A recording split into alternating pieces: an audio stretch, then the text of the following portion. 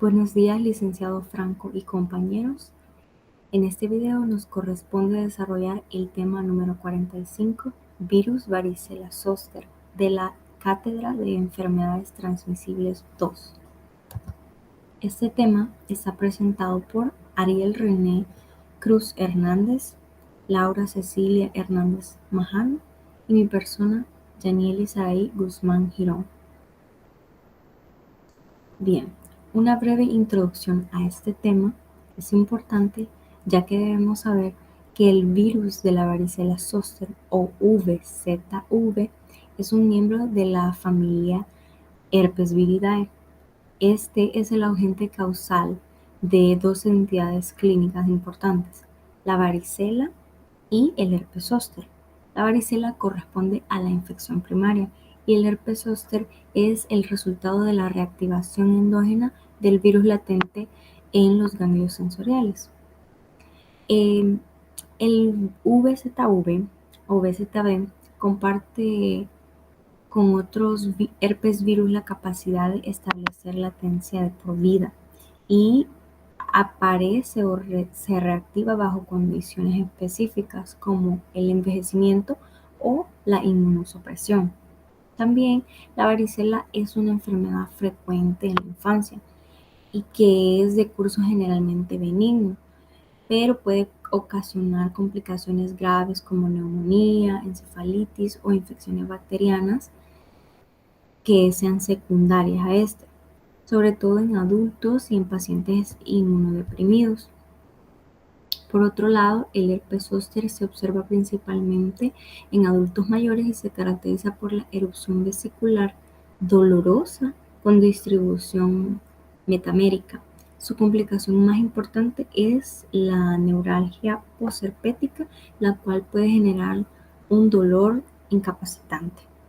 Desde el punto de vista epidemiológico, el VZV continúa siendo un desafío para la salud pública, a pesar de la disponibilidad de las vacunas efectivas, tanto de la prevención de la varicela como del herpes zóster. La incidencia de estas enfermedades sigue siendo considerable debido a la cobertura vacunal y también al incremento de la población de edad avanzada. Por estas razones, el estudio del virus varicela zoster resulta fundamental para estudiar, no solo para comprender sus aspectos virológicos y clínicos, sino que también para analizar las estrategias de prevención y el control que permitan disminuir su impacto en la morbilidad, mortalidad y la calidad de vida de las personas. Bien, los objetivos.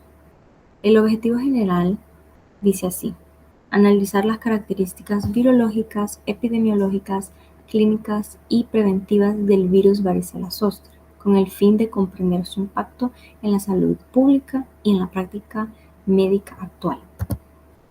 Los objetivos específicos son los siguientes. Número 1, conocer las diferentes patologías que produce el VZV. Número 2, entender la diferencia entre varicela y herpes. Número 3, analizar la epidemiología del virus considerando la distribución, los grupos de riesgo y los factores que favorecen su reactivación. Y número 4, evaluar las estrategias de prevención disponibles con énfasis en la vacunación y su impacto en la reducción de la incidencia y sus complicaciones. Este tema va a estar desarrollado en varios puntos. Número 1. Descripción del agente. Los herpes virus humanos, como había dicho, pertenecen a la familia Herpesviridae, que consiste en grandes virus DNA de doble cadena con envoltura y que producen infecciones que van desde dolorosas úlceras cutáneas y genitales a varicela, encefalitis y sarcoma de Kaposi. Existen 8 miembros en la familia que infectan a los humanos, incluyendo 2 virus de herpes simple, que es el VHS1 y 2, el virus de la varicela zoster, que es el VZV, el citomegalovirus, que es el CMV, y también el virus de Epstein-Barr, que es el EBV, y los herpes virus humanos de tipo 6, 7 y 8. Además, un herpes virus de los simios, que es el virus del herpes B, ha provocado enfermedades humanas en ocasiones. El agente causal es el herpes virus humano 3 o alfa, o virus de la varicela zoster. El virus de la varicela zoster tiene las mismas características estructurales y morfológicas generales que el herpes simple y que de los demás herpes virus humanos, pero contiene sus propias glucoproteínas de envoltura y por ende es antigénicamente distinto. Una de las similitudes importantes entre el virus del herpes simple y el virus del herpes zóster es que este último también codifica una timidina sinasa y responde a la ciclovir. Las características de las células infectadas, tales como las células gigantes multinucleadas y los cuerpos de inclusión intranucleares eosinofílicos, son similares a los del virus del herpes simple. En cambio, también el BZB es más difícil de aislar en cultivos celulares que el virus del herpes simple y se desarrolla de mejor manera, aunque lentamente, en fibroblastos diploides humanos. Este virus tiene una marcada tendencia a permanecer unido a la membrana de la célula hospedadora y con una menor liberación de viriones a los líquidos. También el virus de la varicela zoster es idéntico desde el punto de vista morfológico al virus del herpes simple y no tiene ningún reservorio animal. El virus se propaga en los cultivos de tejido embrionario humano y produce cuerpos de inclusión intranuclear característicos. Los cambios citopáticos son más focales y la diseminación es mucho más lenta que la producida por el herpes simple. Y el virus infeccioso se mantiene muy relacionado con la célula y la propagación serial se logra con más facilidad mediante el paso de las células infectadas que por los líquidos del tejido.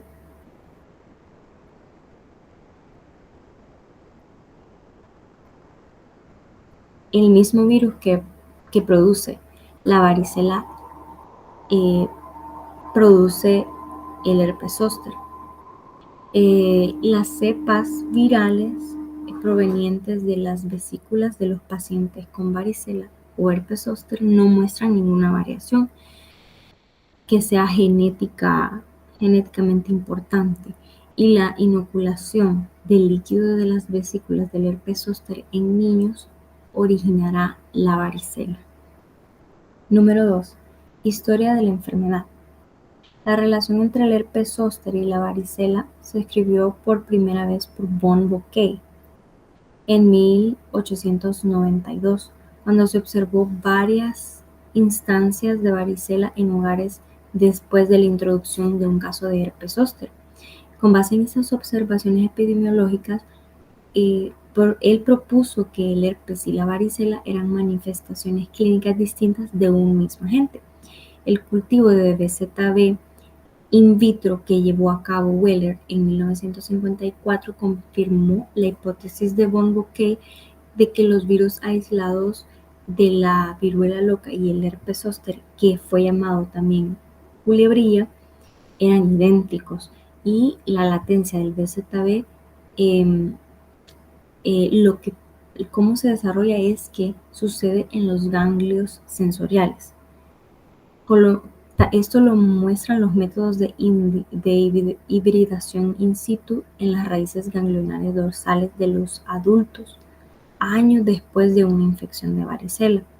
El herpes zóster se presenta cuando el virus del herpes zóster se reactiva y se multiplica dentro de un ganglio sensorial y después viaja por el nervio sensorial hasta la piel.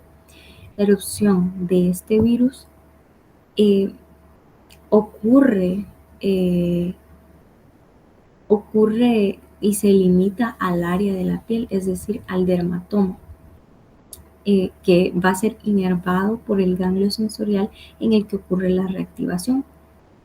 También podemos mencionar que a comienzos del siglo XX se demostraron semejanzas en las características histopatológicas de las lesiones cutáneas originadas por estos dos procesos.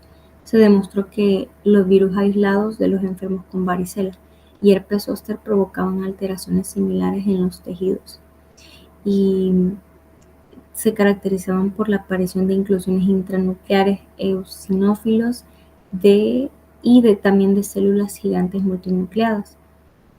Estos resultados indicaban que los virus eran biológicamente similares. Y por último, el análisis de las endonucleasas de restricción de DNA viral de un enfermo con varicela que más tarde presentó herpes zóster permitió verificar la identidad molecular de los dos virus causativos de estas presentaciones clínicas distintas. Número 3. Descripción de la enfermedad. El virus de la varicela zóster produce dos entidades clínicas que son distintas, la varicela y el herpes zóster. La varicela es una infección universal y sumamente contagiosa y suele ser una enfermedad benigna en la infancia caracterizada por un exantema vesiculoso.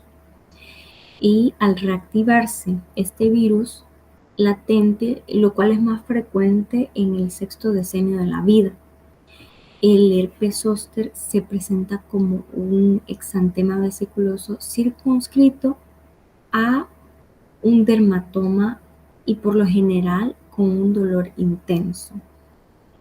Suele ser descrito con calor, rojez, entre otras. Este virus causa dos enfermedades, como ya mencioné, la varicela y el herpes. También es llamado culebrilla porque se va a presentar por ejemplo, en la espalda o en el costado como, como, una, como una silueta de una culebrilla. Primero, para diferenciarlas, la varicela es una enfermedad leve y contagiosa que va a afectar principalmente a los niños. Como ya mencionamos, presenta un exantema vesicular generalizado en la piel y también en las mucosas.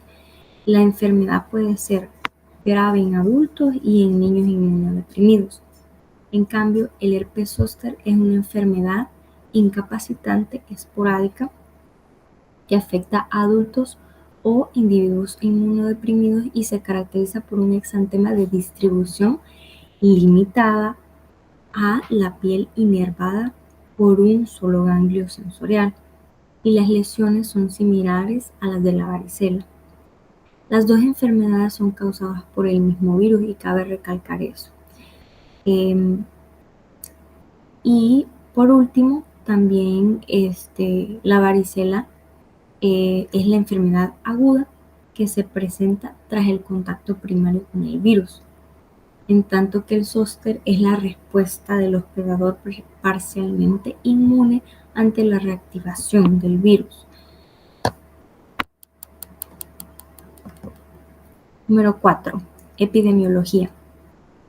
La infección por BZV es ubicua porque en climas templados casi todas las personas contraen la varicela o la viruela loca antes de llegar a la adultez y cerca de 90% de los casos se presentan antes de los 10 años de edad. En contraste, la edad media de la infección en países tropicales es de más de 20 años y la seroprevalencia a los 70 años de edad posiblemente sea de solo el 50%. El virus es altamente contagioso con tasas de ataque del 75% entre contactos susceptibles. La varicela se presenta con mayor frecuencia en los meses de invierno y primavera. Y la varicela y el herpes se presentan en todo el mundo, es decir, tiene una distribución mundial. La varicela eh,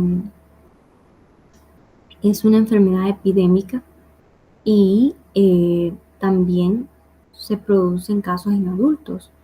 Es mucho más frecuente, eh, como ya mencionábamos, en los climas templados. Este,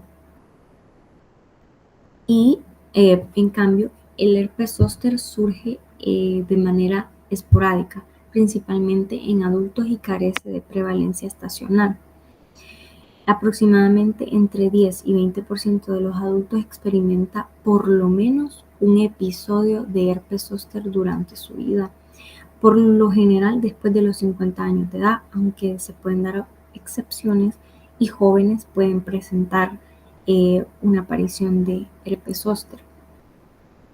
Este se dispone de una vacuna contra la varicela de los virus vivos atenuados. En la época previa a la vacuna, la varicela era causante de casi 4 millones de enfermedades, 11.000 hospitalizaciones, 100 fallecimientos por año dentro de Estados Unidos. Desde que se introdujo la vacuna en 1995, ha disminuido en gran manera constantemente la incidencia de enfermedades variceliformes. Sin embargo, no han cesado los brotes de dicha enfermedad entre niños de edad escolar porque algunos no están vacunados. Por ejemplo, una sola dosis de la vacuna muestra eficacia del 80 al 85% en las personas vacunadas. La varicela se va a propagar con facilidad por gotitas de aire de gotitas que viajan en el aire o por contacto directo. El paciente que sospecha de la presencia de enfermedad por VZV debe someterse a medidas de precaución contra estos microorganismos en el aire, en el entorno hospitalario, para no infectar a pacientes susceptibles o a los inmunodeprimidos, como mencionaba.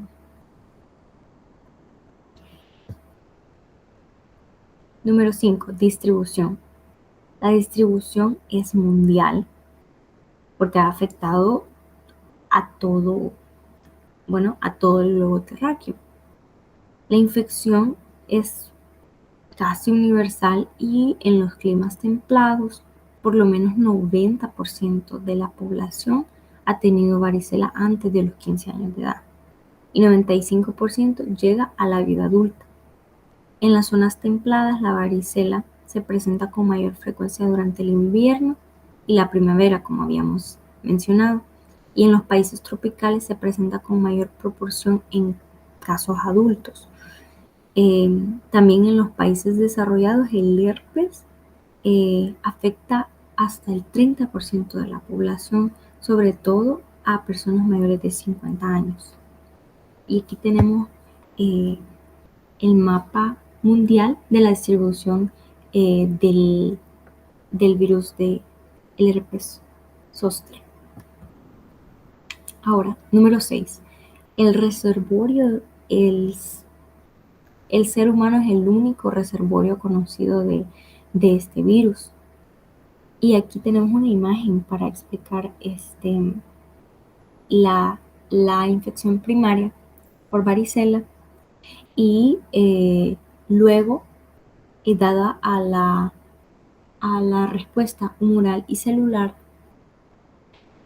el virus del herpes zóster se vuelve latente y esta latencia va a tener contacto con la raíz dorsal de los ganglios sensoriales y por esto en la vida adulta o incluso años después de tener la varicela, el virus del herpes zóster se va a reactivar en el dermatoma de la piel de este nervio.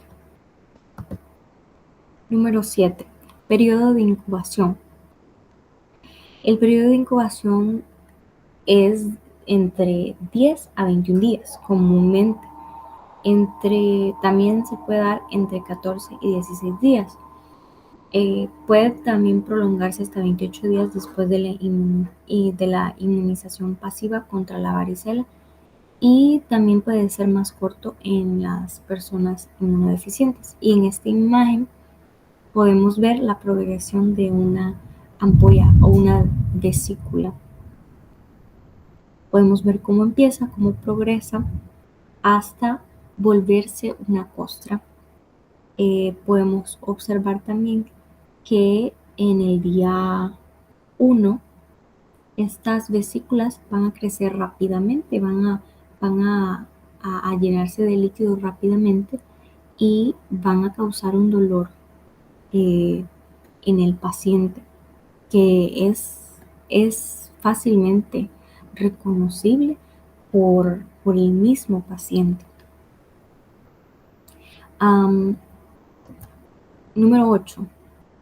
Periodo de transmisibilidad.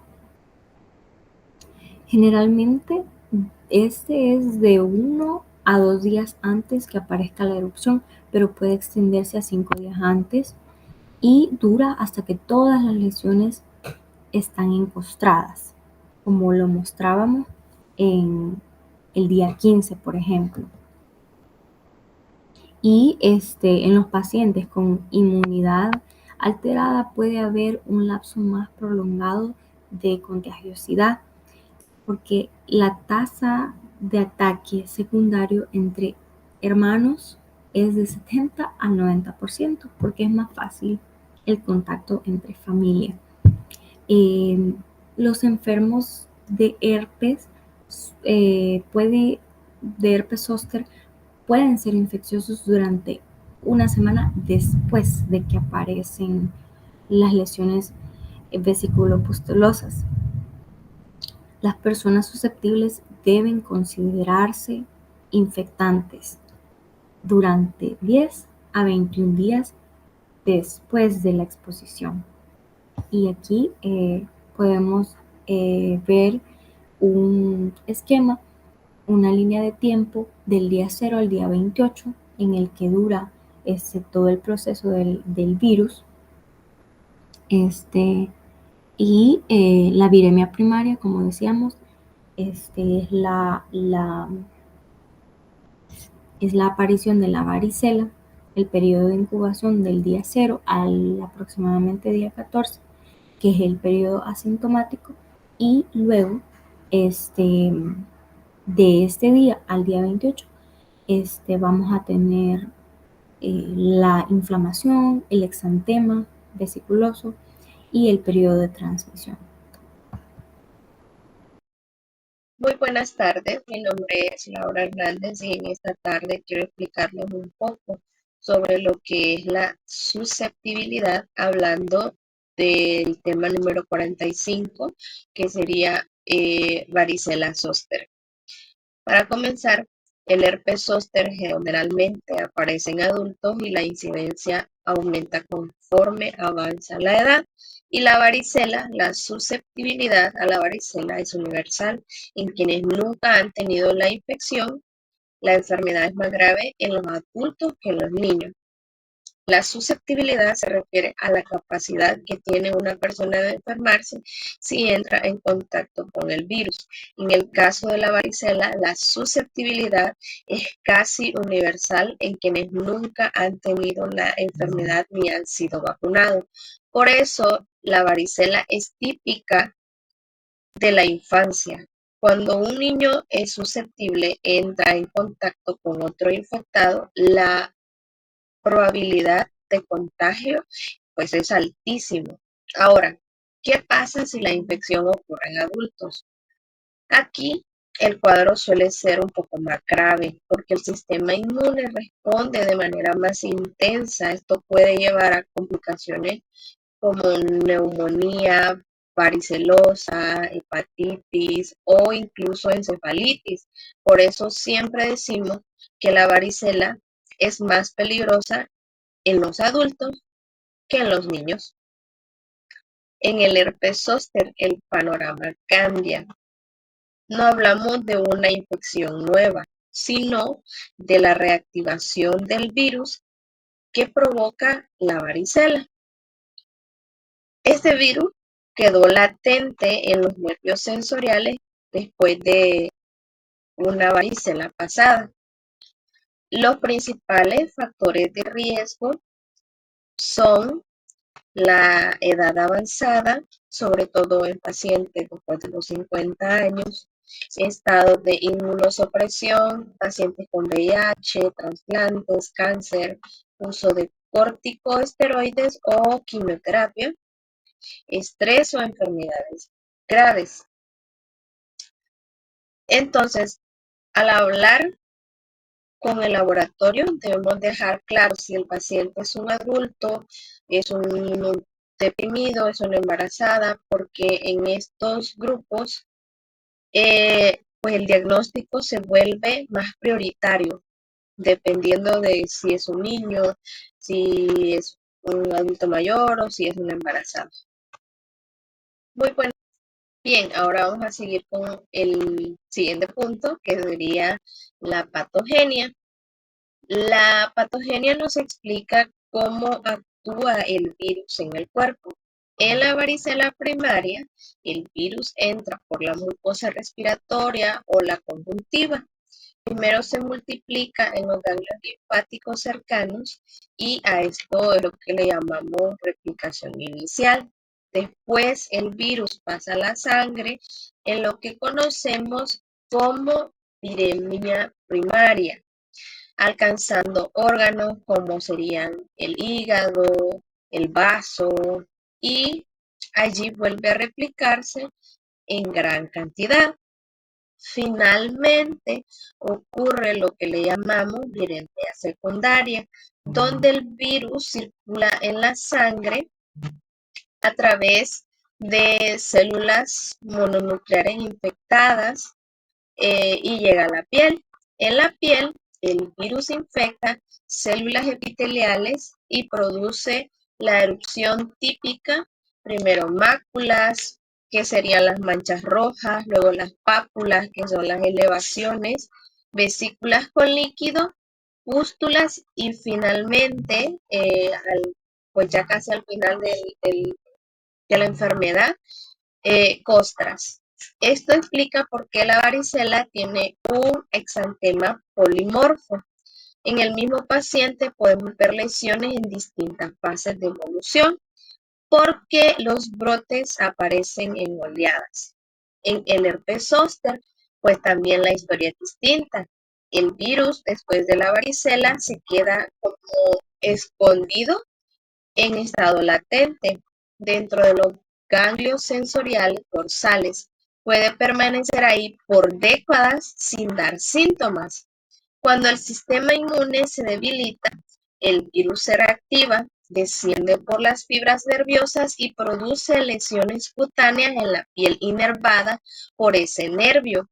Esto da lugar a una erupción limitada a un dermatoma, que generalmente es unilateral. Además, al inflamar el nervio, produce lo que es un dolor intenso, característico que puede preceder incluso varios días a la aparición de las vesículas. Bien, acá lo podemos observar, las lesiones cutáneas de zóster son idénticas desde el punto de vista histopatológico a las de la varicela. Asimismo, pues hay una inflamación aguda de los nervios sensoriales y de los ganglios. Y pues esta explicación es clave en el laboratorio porque sabemos que el lugar donde más virus se encuentra es en las lesiones cutáneas activas, por lo que son la mejor muestra para pedir una PCR. Acá, continuando ahora con lo que sería el cuadro clínico. El cuadro clínico se manifiesta, por ejemplo, con la varicela. Es una virosis aguda generalizada. de comienzo repentino con fiebre moderada, síntomas generales leves y lo que sería una erupción cutánea que es vesiculosa, lo que quiere decir que inicia con una fiebre moderada, cansancio, malestar general, luego aparece lo que sería la erupción cutánea generalizada. Lo típico de la varicela es que el exantema es polimorfo, lo que quiere decir que hay lesiones en diferentes fases coexistiendo al mismo tiempo, desde manchas hasta lo que vendrían a ser vesículas y costras. Por lo general, un paciente puede tener entre 200 y 500 lesiones que son muy pruriginosas. La distribución es centrípeta, que quiere decir que afecta lo que es más nuestro tronco y la cara y lo que serían menos lo que son las extremidades.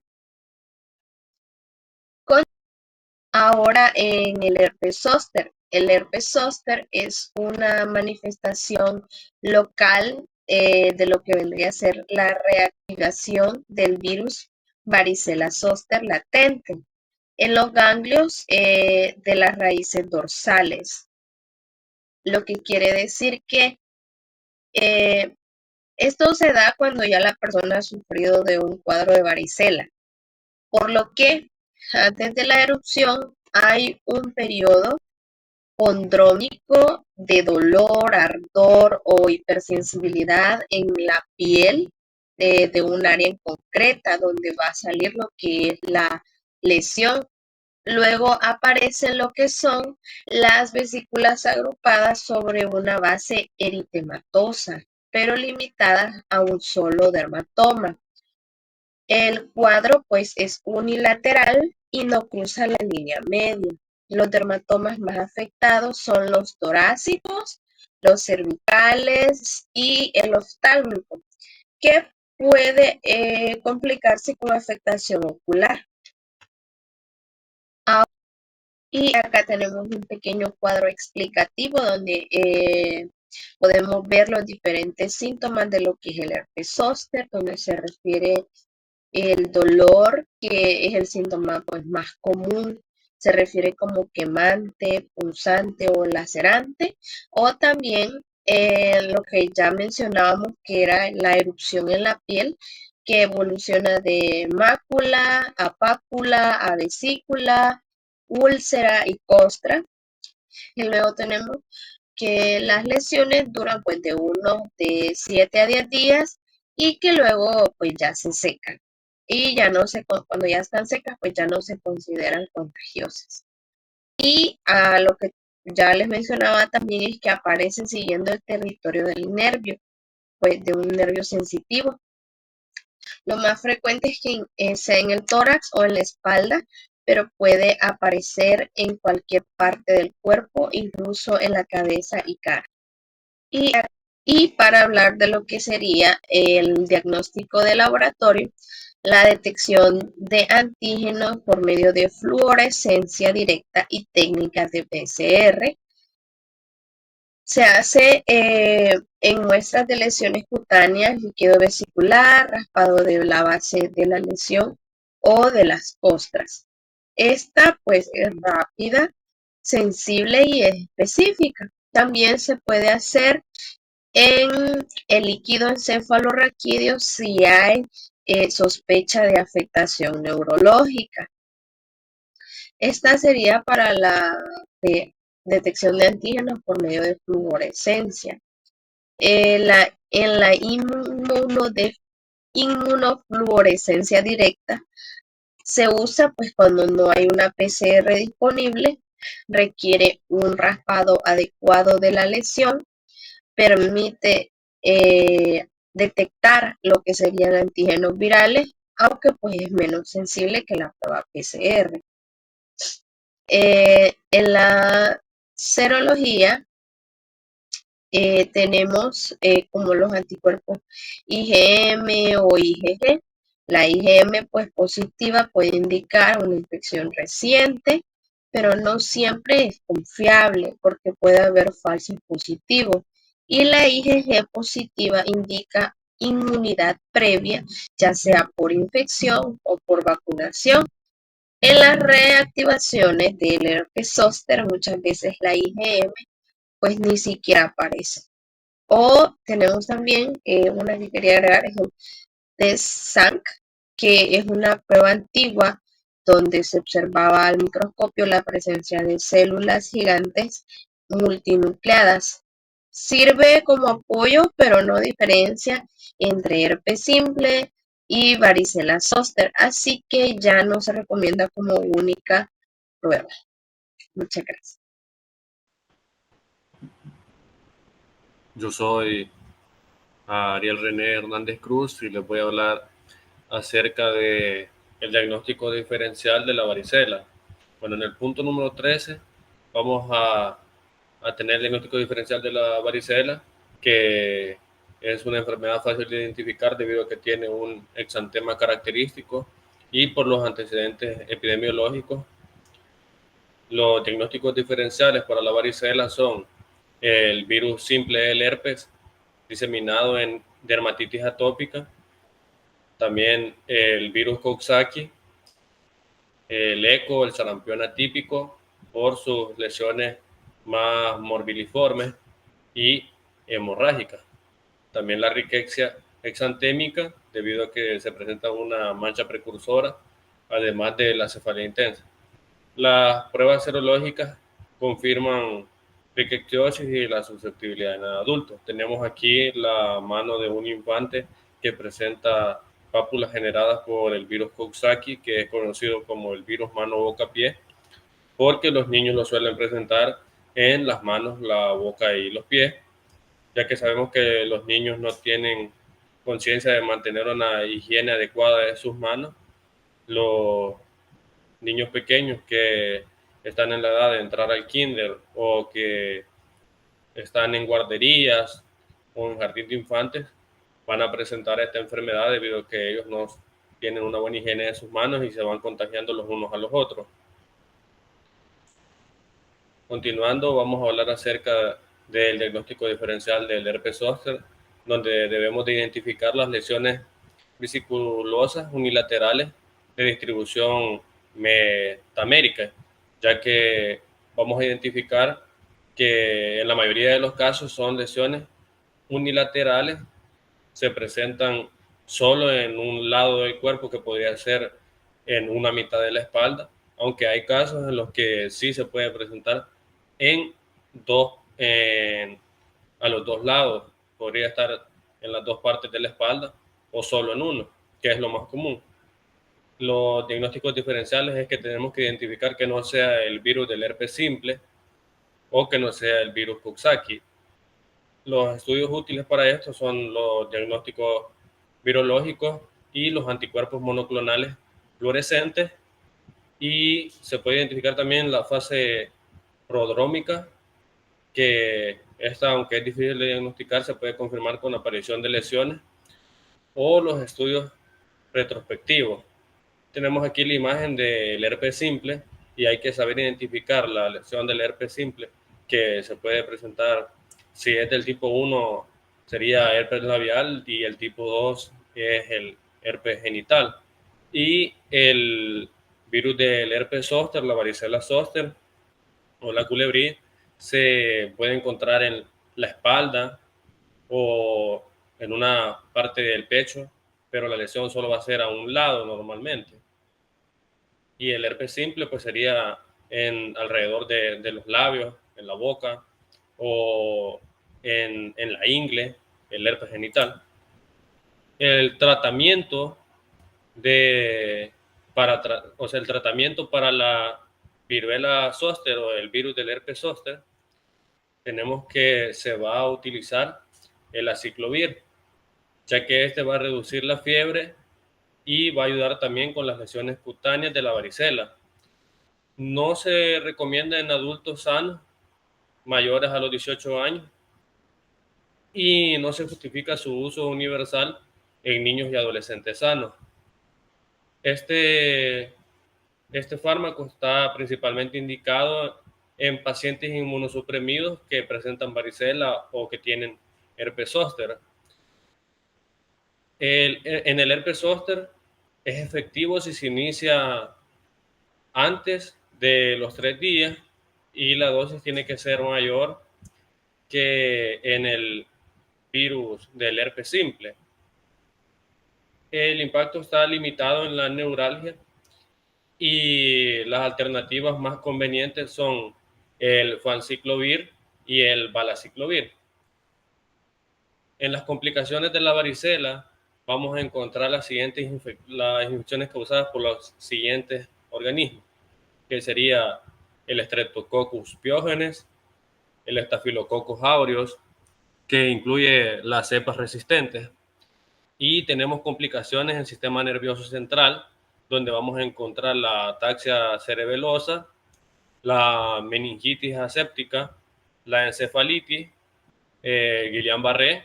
También podemos encontrar el síndrome de Rey en niños tratados con aspirina. La neumonía por varicela es grave y es frecuente en adultos y embarazadas. Se pueden identificar estas otras complicaciones que sería miocarditis, hepatitis, nefritis, artritis, glomerulonefritis, varicela perinatal. En la varicela perinatal se va a encontrar una mortalidad de hasta el 30%.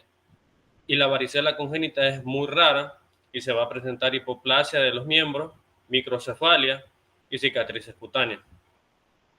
Podemos observar en la imagen que es un infante que tiene múltiples lesiones por la varicela y podemos observar cómo está con rubor y que tienen sangre y costra, y aquí es donde van a entrar estos microorganismos como el Staphylococcus pyogenes para generar una infección secundaria.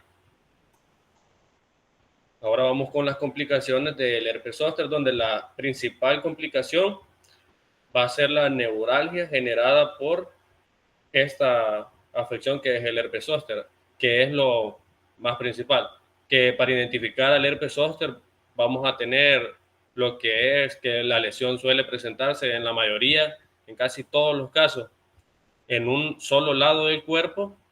Si está en la derecha, la mayoría de las lesiones van a ser al lado derecho y se va a presentar un dolor insoportable, ya que estos virus de herpes zóster estaban en letargo en las células de nuestro sistema nervioso. Entonces esta es una neuralgia que debe ser tratada con fármacos como pregabalina para disminuir los dolores. Y son peores en personas mayores a los 50 años. Las alteraciones sensoriales como la hiperestesia o la hipoestesia. Y en el sistema nervioso central vamos a encontrar la meningoencefalitis, vasculitis granulomatosa y también la mielitis transversa.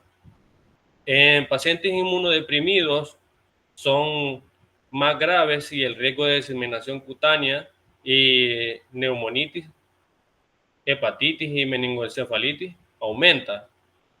Y en las personas que tienen trasplante de células madre, la mortalidad aumenta en un 10% y hay un aumento también en la diseminación. Ahora vamos con el punto 16, donde hablaremos del pronóstico. Las lesiones persisten 2 a 3 semanas y no suelen recurrir. La afección motora es en un 2 a 3% de los pacientes y se puede originar una parálisis transitoria, debido a que esos virus afectan el sistema nervioso. La prevención y control. Vamos a continuar con la prevención, donde se va a utilizar la inmunoglobulina hiperinmune, que reduce la gravedad en personas de alto riesgo. Los antivirales profilácticos van a ayudarnos de 7 a 14 días post exposición. Es una opción para los grupos de riesgo fuera del plazo de la inmunoglobulina hiperinmune. La vacuna contra la varicela. La primera dosis tiene una eficacia del 80 al 85% en niños y en adultos solo es del 70%. Y la segunda dosis tiene una eficacia mayor al 98%, por lo que es importante aplicar la dosis en personas que sean de mayor riesgo. Y generalmente se presentan cuadros leves en los vacunados. La vacuna contra el herpes zóster es eficaz en ancianos mayores a 60 años y pacientes con enfermedades crónicas. Reduce la frecuencia y la gravedad. Aquí tenemos una presentación de estos fármacos que sería el Shingrix recombinante para tratar herpes zóster o para prevenir herpes zóster. La prevención y control. Se debe de notificar a las autoridades de las defunciones y esto es obligatorio en los Estados Unidos desde el 1999. Se debe de realizar aislamientos y se debe de excluir de las escuelas y trabajo hasta que se sequen las vesículas. Esto es común que cuando un niño tiene la enfermedad de la varicela, se le dice a la madre que no lo envía a la escuela para no infectar a los demás niños y que no tengan la enfermedad los demás niños, hasta que ya tenga secadas las vesículas y que ya no sea infectante. Luego tenemos la desinfección recurrente de los artículos contaminados y la cuarentena, que no es usual y es aplicable para las personas que son inmunodeficientes, para evitar el contacto con estas personas inmunodeficientes. Y puede ser de 10 a 21 días, hasta 28 días con las personas que tienen el VZIG. Y esta es una protección para las personas que son inmunodeficientes y se debe de utilizar también la vacuna que se aplica de 3 a 5 días tras la exposición o antes incluso con una persona que tenga la varicela para evitar que se contraiga de varicela la persona que podría estar en riesgo, como puede ser un adulto mayor que no ha tenido varicela. Vamos a concluir con que el virus de la varicela zóster es un agente de gran relevancia clínica y epidemiológica por su capacidad de causar la varicela en la infancia y el herpes zóster en la adultez, con complicaciones que afectan la calidad de la vida, debido a que en la infancia el niño va a poder presentar fiebre y un malestar general, y las lesiones son dolorosas, le da picazón al niño y al rascarse se genera más dolor. Y en los adultos, cuando el virus entra en letargo y se esconde en nuestras células nerviosas, puede que la persona, porque esté inmunodeprimida o porque esté pasando por situaciones muy estresantes en su vida, tenga un rebrote de la enfermedad y tenga el herpes zóster. Y este herpes zóster va a generar las lesiones unilaterales y va a haber demasiado dolor, un dolor neurálgico insoportable,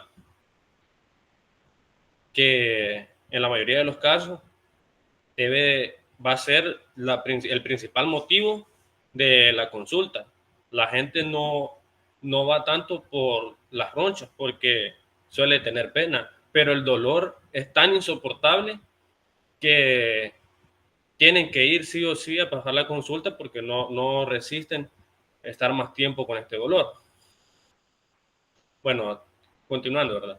Las complicaciones que afectan la calidad de vida y generan una carga significativa para la salud pública. Pese a la existencia de vacunas eficaces, la cobertura es desigual y el envejecimiento poblacional refuerza la necesidad de estrategias preventivas y de un manejo oportuno. ¿Por qué? Porque si nosotros tenemos un aumento en la población mayor, también vamos a tener un aumento en esta población mayor que no ha presentado la varicela aún, todavía no ha contraído la varicela. Y en caso de que un adulto mayor se contagie de varicela, tiene mayor riesgo de incluso hasta fallecer porque la enfermedad los puede, de alguna forma decirlo, los puede doblar más fácilmente, porque tienen un sistema inmune más débil en la mayoría de los casos. Por esto es importante prevenir el contagio de estos adultos mayores, y por eso es importante evitar que los niños que contraen varicela vayan a estar en contacto con la abuelita que nunca la tuvo y tiene 90 años. Pues su impacto trasciende lo médico, involucrando también dimensiones sociales y económicas, debido a que hay personas que no pueden comprar los medicamentos para aliviar estos síntomas como la comezón o el dolor intenso que generan por afectar el sistema nervioso.